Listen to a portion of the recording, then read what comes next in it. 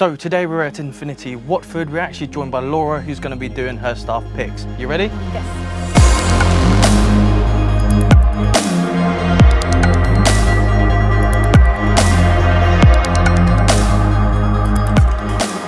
So Laura, if you can introduce yourself to the people back at home, what you do here, what you ride, and maybe even plug in your socials as well. Yeah, happily. So my name's Laura. I have been managing this shop in Watford for about 3 years now. I ride an obnoxiously. I ride an obnoxiously pink MT-07, which you've probably seen on my channel that I also run on the side of this job, which is at MotoWaifu. You can plug it here with a little ping. Yeah, possibly, yeah. It's definitely worth a watch. It's, you went on a tour, you went around the whole of Europe pretty much, and that was really cool. I loved watching your little short videos on that. So go definitely check that out. I'll put a link in the description down below.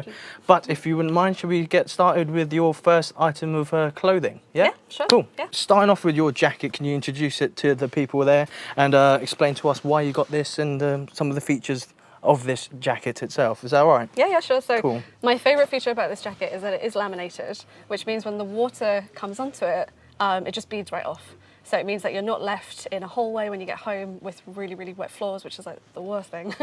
You shake it and it just comes off. Another thing that I really, really like is these venting systems all the way up. The sleeve? The sleeve. Yeah. It is a bit tricky, isn't it? So it's tricky when you wear this every day and it's so stiff from rain. But yeah, the venting goes all the way up the arm here. Yeah, that's really nice. We had this previously with Josh's staff picks. He got the Halvarssons jacket. It seems to be a trend with the zips on the side there, but the ventilation is phenomenal because we did do a video on the Narin jacket. Card up there, I'll plug that back in again. And yeah, so the laminate construction, I think they use Dryway 2.0. I don't know if it's the same for this, which is a 10K hydrostatic head. So it's good in pretty much all kind of weather conditions. You're saying that it's losing its waterproofing a little bit, but then again... Just the lamination. Yeah, so you could obviously just get the, what they suggest, the Nick Wax treatment, so you can put it in the wash and it treats it back again. It should be back to brand new. But how long have you had this for? A good solid 2 years, and it's done a lot of miles. I wore this jacket to Istanbul and back last year, as well as the Nox Urbane Pro. So crazy. Yeah, 2 jackets I took with me. And yeah, this this did the whole thing. So, and I use it daily for commuting too. So, how do you find the ventilation on this? Was it really good for all the kinds of weathers and stuff you've experienced? It's great, and actually it features something called Outlast, which is designed to keep you warm in the winter and cold in the summer. Right. So that was another reason I wanted to take a jacket like this to do such a big trip where the weather could go anywhere from 5 degrees to 35, I think was the highest. That's crazy. Yeah. So okay, it's for all sorts of weather conditions. That's phenomenal. Yeah. Right, let's move on to your trousers. Moving on to the bottoms, you actually don't have these on today, but it's something you do have. Yeah. These are the Bullet Furies? Yes? Fury, yeah. Yeah? Can you talk us through why you got this and the features that you like about it and everything else that you can think of, basically? Yeah, sure. Yeah. So I've essentially got so many, like the most enormous amount of jeans that you could imagine. And I have 2 pairs of these and 2 pairs of these because I like to wear them at work because they're so comfy, just to sit on the bike. I don't need to get changed when I get here and I can just sit all day wearing them. They're so comfy. So the reason I got these is obviously they're AAA rated. Yeah, that's crazy. Yeah, it's the best kind of protection you can get for abrasion resistance. But also the waist on jeans is always such a big problem for women. But with these ones in particular, the waist is slightly smaller and they feature these little belt hoops. So you can put a belt on and it means that you don't have like the saggy back syndrome going on. You're getting a massive draft down the back, So like that's another reason I like them. They're really nice and high-waisted, and for women I think that's really important. Okay, brilliant. So let's move on to your boots, yeah? Yeah. So onto the boots, something that's quite popular actually is the Alpinestars SMX-6 boots, but you've got it in the ladies version. Can you tell us why you would go for something like this? Yeah, sure. So realistically, I wear these when I know it's going to be raining quite a lot. And the biggest thing for me in the rain is having a higher top on them, because then it can sit underneath my trousers. Yeah. Whereas if I was wearing something like I'm wearing today, I don't know if you can see that in shorts, there you go. If I was wearing something like that, and the trousers would go to usually about here, the rain would leak in quite a lot. So it's really important to have a higher boot when it is raining a lot. And obviously the protection on these is you know, the best kind of thing that you can get. Really. Yeah, exactly. So in the men's cut of this, a lot of guys in Infinity actually opt for these ones because they really swear by it being a good value for its money, but also just super protective and comfortable, and they've lasted them for years. So I can completely get why you got this as a ladies' boot. A little bit of shade though. You said if they didn't have that in the pink, it would be a little bit better. So Alpinestars, if you're listening, just change that to white, and then a lot more ladies would probably opt for this, wouldn't they? Yeah, I think so. Yeah? Okay, sweet. Let's move on to the gloves, the things that keep your hands safe. So I'm guessing this isn't what you wear all year round, but something you wear during the winter, colder months, and that's your Keis gloves. So could you talk us through that and why you got the one that's actually a little bit shorter, to be fair? Yeah, sure. So usually I would wear these from around October time to around February, March. So I will be retiring these soon. I'm very excited to get the summer gloves back on. But in winter, these are an absolute lifesaver. Yeah. They are heated.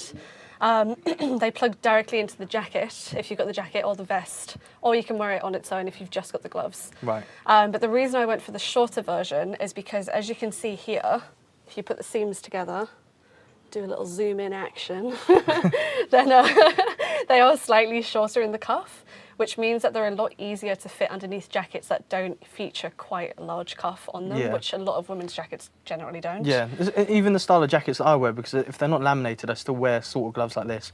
I wear my Merlin Sherpa and it won't work as well with a longer cuff, so it just makes sense to get one that's a bit shorter. So do you have this directly connected to a jacket like you were saying, or?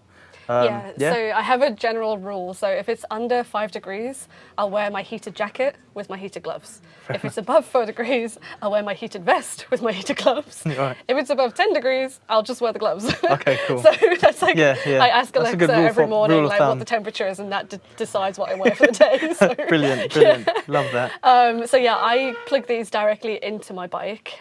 You can get a battery pack for them. But for people like me that are really bad at charging things, I always have 10% on my phone. And for doing social media, that's like the worst thing ever. Exactly.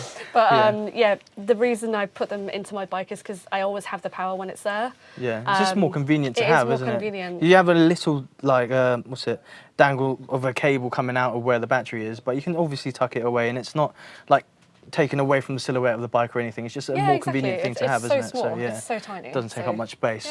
Okay, cool. Let's move on to the thing that protects your head. So the actual only bit of kit that's a legal requirement, and probably the thing that we need the most, your helmet. So if you can talk for us the features and why you went for this helmet, that would be brilliant. Yeah, sure. So this is the Shoei NXR2, and the major reason that I went for this helmet is because I did suffer quite a large crash last January wearing the original version of this helmet, the NXR1, and it was a 20 miles an hour crash on a roundabout over some little petrol wipe that obviously you don't see until you crash.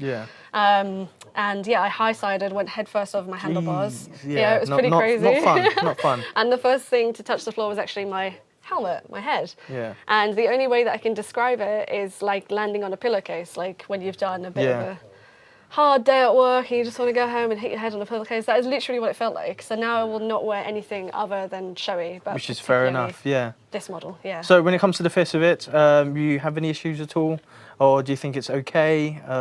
But yeah, please explain. So just, So the fit, I am very lucky that I can just take a small off the shelf and just wear a small. But Shoei, they actually do a custom fitting helmet, cheek pad and crown piece from sale, From sale, free of charge. So you can get thicker cheek pads or a thicker crown piece if it doesn't fit you off the shelf. But for me, I'm lucky to just be put wearing one a straight small, on. It's done. Out the door. If you come to any of the Infinity stores, we should have extra padding, or we can try and make it up for you. So you can get a custom fitting done at any of pretty much of the Infinity stores. So that's always good to have.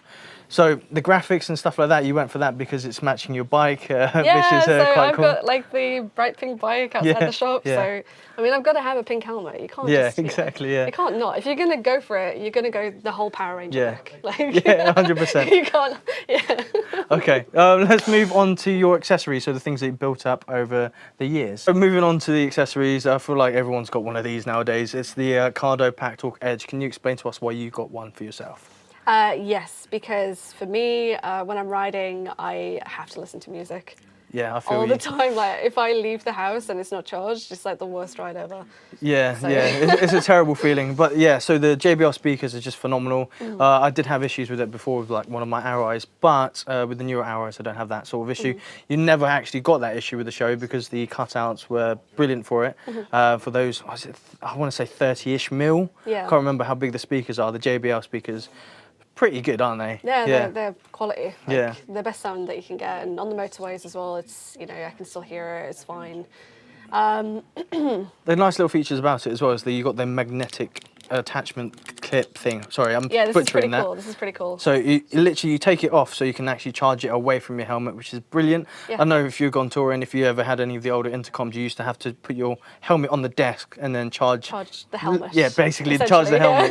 Yeah. Whereas this, you just take it off, you can chuck it into your pocket. No one's nicking it. You can charge it just on the go, and then that is so convenient. Yeah, Isn't it cool? so good. It is good. And the best thing as well, because obviously I'm quite a forgetful person, Yeah. was the whole like lacking of charging equipment. But for me, like I will put this on charge just before I go. It's always got about 10% only charge. Yeah, because it really But, charges super quickly though, doesn't yeah, it? it So does. you like, do like a 10-minute charge and it gives you quite a lot of... like an hour's yeah, ride. exactly. It's great. But It saves the day. obviously I always forget to put it on when it's on charge, and I've already got my helmet on, my gear all ready to go. So I've got my helmet on and this is still on charge on the floor. On the old-fashioned versions of these, you would have to take your helmet off, Take your gloves to plug off. it back in. With Yeah, this, everything. it's literally just, okay, it's done. Just it's find so the, good, it's so convenient. the near vicinity of where it is, or track itself, wouldn't it? Yeah, it's so good. And naturally, like you can also play the game of who can throw it the furthest to get it onto the helmet. We've obviously I've never played tried that. I'll probably stay away from that one. But don't recommend that, but it's good fun. Yeah, and don't bring it in for warranty afterwards. So we don't condone It that. does void the warranty. We don't condone that. You also have a Garmin XT, I want to say, Garmin Zumo XT, Okay, which I cool. used last year to take me to Istanbul. Right, Yeah. brilliant. Okay, and how have you found it? Is it like in a nice sort of location?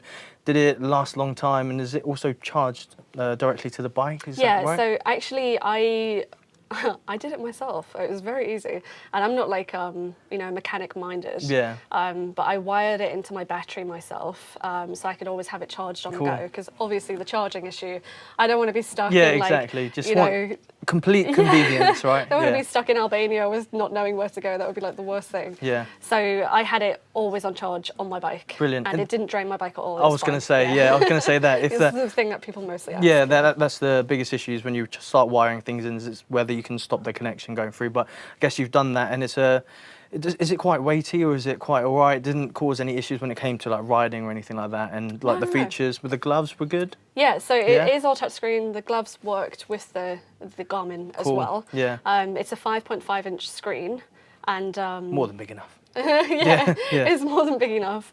I actually have a really cute picture of me putting it next to a cat in Romania, like a little kitten, which I'll send you. You can plug it in. It's really cute to see how big it is. Yeah. But I think the best thing for me about the Garmin that I didn't know it actually did was when it comes up to a junction, it puts the road on the screen with the lanes. Oh, okay. And then So, within the lanes, it puts the bike. And then, so you see 1, 2, 3 lanes, the bike plots itself in the second lane, then you know which lane to go in. Yeah, you need to be in. It's so That's easy super and convenient. so visual. It is convenient. Yeah, we're going to have to do a full video on that soon, so we'll definitely do that.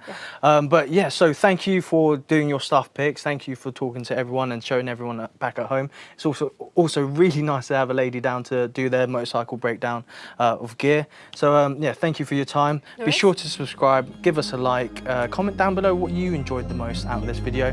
Ride safe, and we'll see you all soon.